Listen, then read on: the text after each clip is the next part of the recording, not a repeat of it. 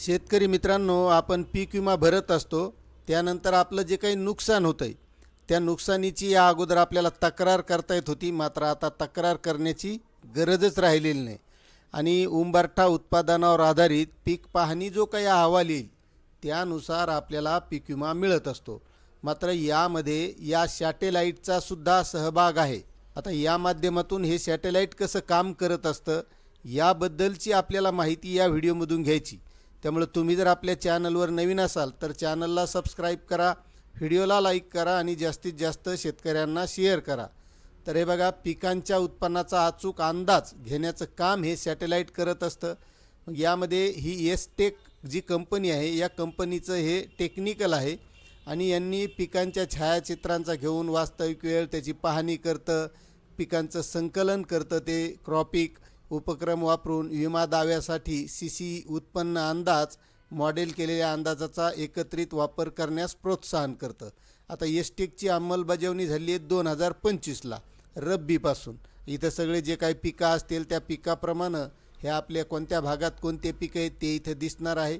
यामध्ये सगळे राज्य, जिल्हे, विमा युनिट्स, MITR, टिप्स, विमा कंपन्या आणि वापरलेले मॉडेल्स. आता एसटेक कसं काम करतं आहे, तर हे जे सॅटेलाईट आहे, तर हे त्या आपला गट नंबर असेल किंवा जे क्षेत्र असेल त्यानुसार हे बरोबर पाहणी करतं. आता इथं बघा, मध्ये हिरवं पीक दिसतंय, इकडं वाळलेलं पीक दिसतंय आणि इकडं थोडं कमी वाळलेलं म्हणजे पिवळसर दिसतंय आणि इथं पीकच नाही. मात्र ते सॅटेलाईटवरूनच त्याची इथपर्यंतची पाहणी करणार आहे. यामध्ये semi physical model, AI/ML model, म्हणजे सध्या जे आपलं AIचं युग आहे, तर AIच्या टेक्नॉलॉजीनुसार हे काम करणार आहे. क्रॉप सिम्युलेशन मॉडेल्स, एन्सेबल मॉडेल्स, पीक कामगिरीचा पॅरामेट्रिक निर्देशांक.